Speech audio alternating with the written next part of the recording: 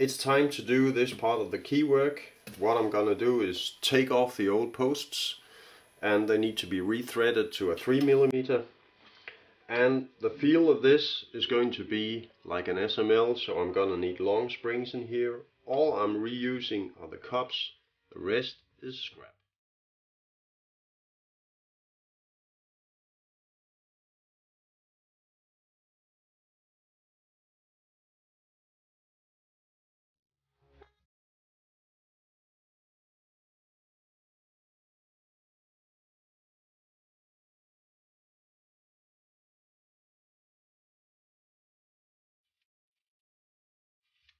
New axles in place, posts on, everything is looking good. It's time to take off the old cups.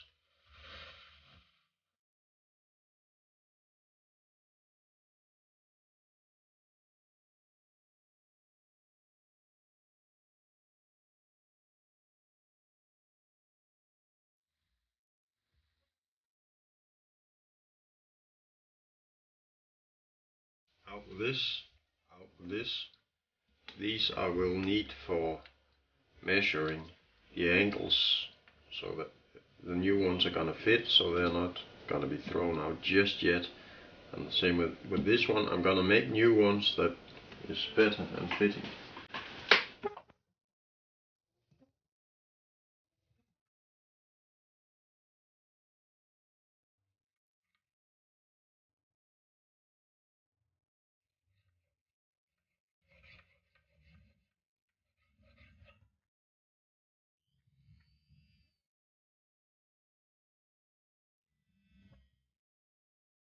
Alright, I'm trying to get this shape copied to a new piece of metal here. And it's a bit difficult because my dog is walking on the table. But anyhow, I need that shape to go over there.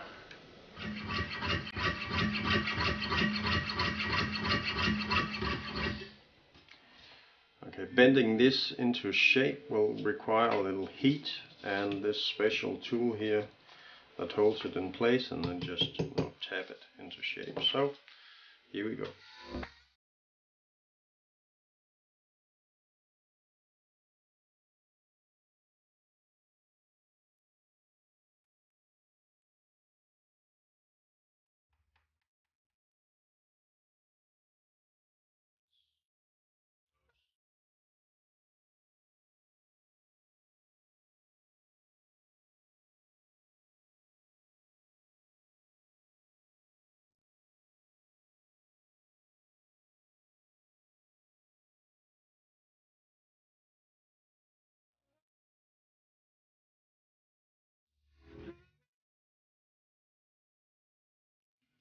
This is starting to look quite good. Still a little adjustment to go, but we're getting there. Before the cup is soldered onto the new arm, it's very important to check if there's any air leak underneath here, because that's gonna do so that when the cup closes, it's gonna sit like this, and there'll be an air leak in the back. So I need to change the curve of this arm here. It needs to come up a little further so the cup closes right. So now we have a perfect fit. There's just one little concern left, and that is that the cup is just slightly too far out here. So I need to do a little file job here on the back, and it's time to solder.